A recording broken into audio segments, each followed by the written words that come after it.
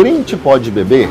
O que a Bíblia diz sobre o álcool, sobre o vinho? Eu vou revelar para vocês uma experiência espiritual forte de muitos anos que eu tive com o álcool. Graça e paz aprofundados, aqui é Luiz Carvalho. Quero compartilhar com vocês uma alegria. Estou estreando aqui esse microfone, sempre quis esse microfone. Vi o pessoal gravando com esse microfone aqui redondinho. O meu era mais esticadinho, não tinha imã, esse aqui tem imã, super discreto. E estou muito feliz porque estamos estreando um novo livro hoje. Vamos começar o livro de Tito.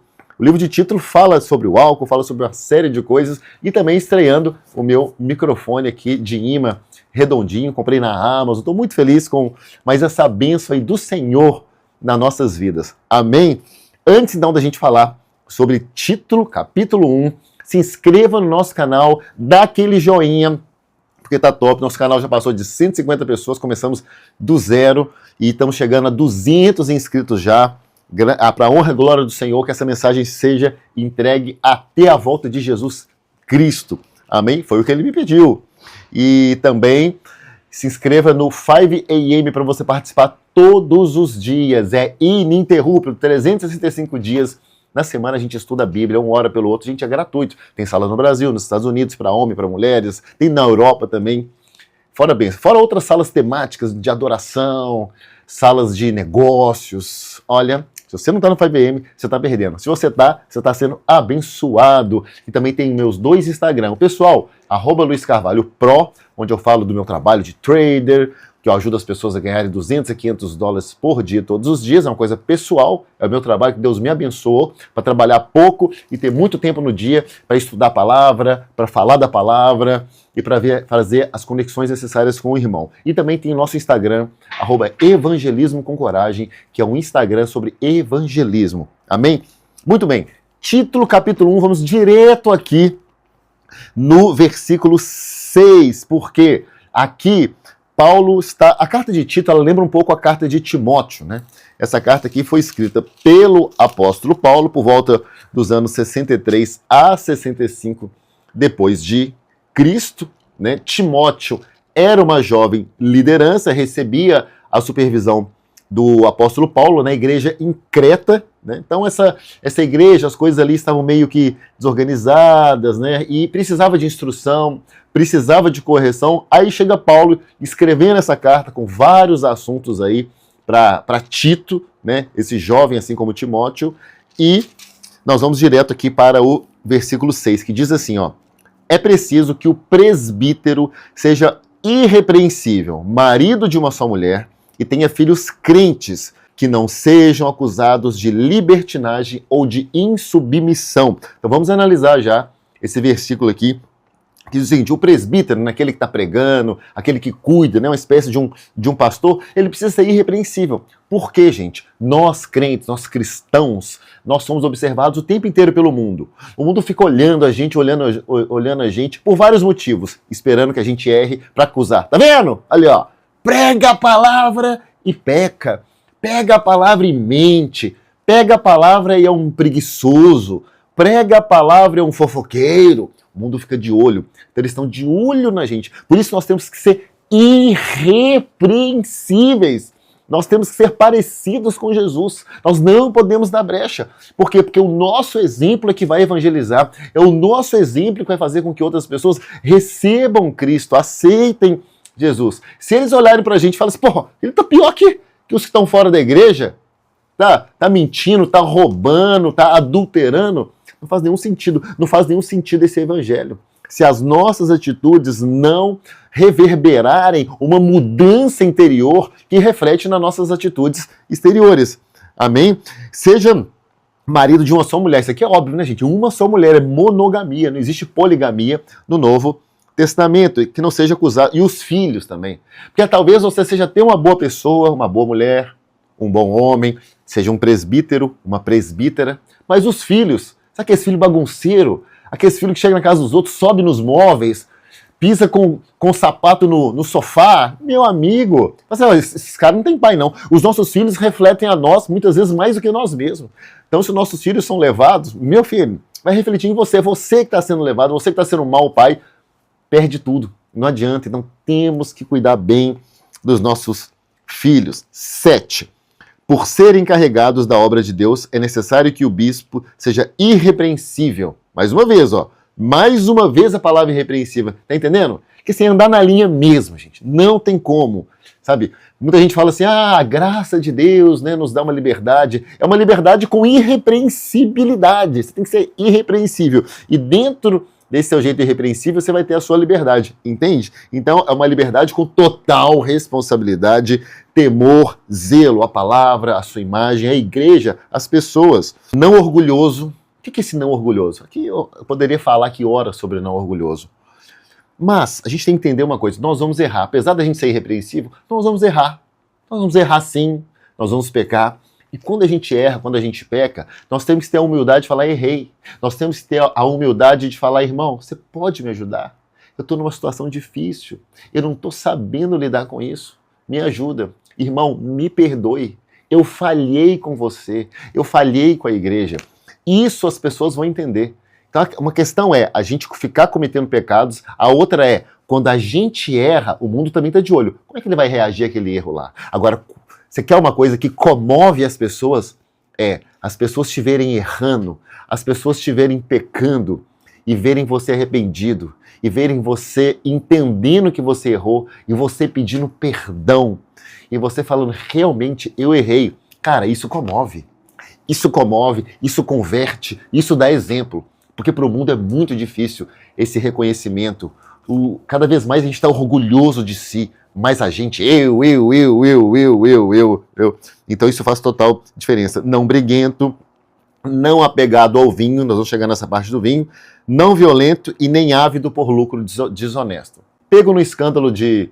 Eu estava conversando com uma irmã lá do Pará e ela falando, né, que ela separou do marido porque o marido buscava lucros desonestos. E você quer saber? Ele era pastor. Pastor buscando lucros desonestos. Não dá, não faz o menor sentido para a igreja isso. Bom, vamos falar agora do vinho, tá? Quero falar para vocês, vinho, será que a gente pode beber? O que vocês acham? Será que a gente pode beber? O primeiro argumento, quando a gente fala sobre isso, né, principalmente essa pessoa gosta de beber, né? Gosta de um vinhozinho, gosta de tomar aquela, fala, Jesus transformou água em vinho, Jesus foi chamado pelas pessoas de beberrão, então eu posso beber. Tá bom, você quer ser igual a Jesus, não? Você quer beber, né, como dizem que Jesus bebia? A gente não tem provas claras, mas tem muitos indícios, sim, que ele sentava na mesa, que ele tomava um cálice, existe indício sim, nós não podemos ser hipócritas aqui, mas se você quer ser Jesus, quer ser igual a Jesus, quer ter as atitudes de Jesus, então antes de você tomar o seu vinhozinho, que eu sei que você está doido de vontade de beber seu vinho, começa a ressuscitar mortos. Passa 40 dias no deserto sem comer, apenas na água. Lava os pés dos discípulos. Quantos pés você já lavou esse ano? Quantas pessoas você já ressuscitou? Quantas pessoas você já curou? O quanto você já pregou? O quanto você já abriu mão de si, tá? Para viver para as pessoas? Você só quer a bênção de Cristo, né? Você só quer tomar uma, né? Porque você acha que ele tomou, que ele tinha isso como hábito. Mas as coisas que Cristo fez, aí não. Ai, não, 40 dias sem beber, não, sem comer, não. Jesus bebia água no deserto. A gente entende que sim. Mas passa 40 dias sem comer nada. No liso. Só naquela aguinha. E aí? Dá para fazer? A gente tem que entender o seguinte, gente. É pecado beber? A Bíblia diz que não é pecado. O pecado é ser apegado a beber socialmente. Mas eu te pergunto, você precisa então de algo para te dar alegre, te dar uma alegria, assim, um barato, para você viver socialmente? Você não consegue o Espírito Santo te embriagar da presença dele? Quero te falar uma experiência, então, eu falo a minha opinião, tá?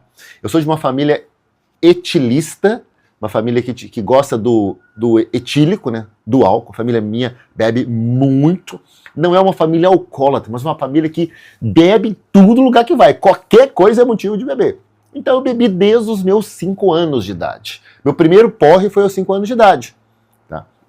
Meu pai puxou minha orelha assim e tal, porque eu estava aprontando lá no interior do Rio de Janeiro. E aí eu fui seguindo minha vida. No ano de 2006, com 26 anos, eu tive o meu primeiro contato assim maior com Bíblia, com disciplinas espirituais, e comecei a meditar em alguns versículos. Nessa época, o inimigo, ele colocou na minha cabeça uma opressão. Então, desde os 26 anos, estou com 45, desde os 26, eu fiquei com uma opressão na cabeça. Eu acordava assim com uma opressão, esquisito, irritado, sabe? Uma sensação ruim. E aí eu tinha que ficar meditando, na época eu não era cristão, mas eu ficava meditando, falando, fazendo mantras. Eu precisava fazer uma série de coisas para depois de 1 hora pela manhã conseguir sair de casa como uma pessoa normal. Isso foi 2006, foi até 2016, foi até 2023. Foram quase 20 anos. Quase 20 anos com isso. E aí eu me converti e continuou. Fiz retiros espirituais, fiz jejum, oraram na minha cabeça, botaram a mão na minha cabeça, me passaram todas as técnicas possíveis e aquela opressão, ela nunca ia embora. Até que no ano passado, conversando com o irmão, eu bebia socialmente, tá? Esse tal socialmente, eu não vomitava, não, mas eu bebia uma taça de vinho, tá? Bebia uma cerveja, bebia sim. Tal. E aí, conversando com o irmão do 5am, ele me encorajou a largar de vez a bebida. Eu falei, quer saber, vou largar esse negócio, então. Aceita esse desafio. E parei de beber, já tem quase 1 ano e meio, eu não bebo nada, é zero álcool. E aquela opressão na minha cabeça, que nunca saiu, que durante quase 20 anos, foram 18 anos para ser exato, ela me acompanhou, aquela opressão demoníaca, ela finalmente saiu. Com algumas semanas eu comecei a perceber uma diferença, porque, gente, não fiz nada de diferente, nada mudou assim. A única coisa que mudou foi o álcool que eu tirei da minha vida. E assim como eu tirei o álcool, aquela opressão saiu. E aí, estudando mais, né, aprofundando mais no mundo espiritual sobre o álcool, eu fiz muitos cursos na Face do Leão, lá em Belo Horizonte, né, curso de libertação, que a gente entende sobre o mundo espiritual, o mundo demoníaco. Eu descobri que o álcool, ele é uma porta para demônios na nossa vida. Tá? Imagina que você mora numa casa. Antes de dormir à noite, geralmente você tranca a porta da sua casa, né? Quando você bebe álcool, é como se você dormisse com a porta da sua casa destrancada, ou mesmo entreaberta. Quer dizer que vai entrar um ladrão? Não. Mas você está deixando uma brecha aberta. Você está deixando uma possibilidade muito maior do inimigo entrar. Assim é o álcool. O álcool é uma porta aberta. O álcool é uma brecha que você abre. Tá? Teve uma vez uma pessoa que teve uma experiência. Ela foi no mercado, ele tinha visão espiritual aberta, ele foi no mercado, estava passando pelas sessões lá de vinhos e viu um demônio. Um demônio ali falou, o que você está fazendo aqui? O que você está arrumando aqui, meu filho? Ele falou, eu estou esperando a próxima pessoa que comprar essa garrafa de vinho para eu acompanhar ela. Então o álcool, a gente estudando mais, a gente vê muitos sacrifícios de animais. Existem sangue muitas vezes misturado no vinho, porque sacrifício de animais, sacrifício humanos mesmo, humanos de crianças, ligado à indústria da bebida. A indústria da bebida não é uma indústria bênção. Ali quando você bebe, você está colocando uma energia muito perigosa na sua vida e você está abrindo brechas para muitos problemas espirituais. Muitas separações, muitas brigas, elas precedem antes uma bebida precede essas coisas. Então é importante ter cuidado. O crente de verdade, hoje, na minha opinião, qual é a sua opinião, Luiz? Minha opinião é que se você tomar uma taça de vinho, você não vai perder a salvação, mas a minha opinião é que um crente de verdade, um crente raiz, ele não bebe nada, mas nem um gole, Luiz, zero, nem bombom de licor, nem uma mordidinha no bombom de licor. É igual o teste do bafômetro, é radical. Para você dirigir hoje no Brasil, você pode ter tomado um golinho? Não. Então, da mesma forma, tem que ser um cristão para dirigir a sua vida, para dirigir o seu ministério, para dirigir o seu dia a dia. É zero, é a minha opinião. Tá certo? Amém? Então, e para finalizar aqui, versículo 8 diz assim, ao contrário, é preciso que seja hospitaleiro, amigo do bem, sensato, justo, consagrado e que tenha domínio próprio. Então é isso. Se você tem domínio próprio, você se domina, você não precisa de nada externo para mudar aí o seu domínio. Seja hospitaleiro, receba as pessoas na sua casa, seja sensato, seja amigo do bem e justo. E consagre o seu corpo, consagre a sua vida a Ele. Talvez está faltando consagração. Você consagrar tudo que você tem ao Senhor dos Senhores para ter uma vida plena. Amém? Se você gostou desse vídeo, se você tem aí alguém na igreja, aí, um amigo crente aí, gosta de tomar uma cervejinha, um vinho, às vezes até coisas piores, manda esse vídeo para ele para gerar essa reflexão. Eu falo para vocês, foi a melhor coisa que eu fiz na minha vida. Não sinto falta nenhuma. No começo senti falta, cheguei a tomar cerveja sem álcool, né, porque às vezes dava aquela vontadezinha assim, sabe? Aí tomei por 2 vezes cerveja sem álcool, mas olha, também não recomendo, não é?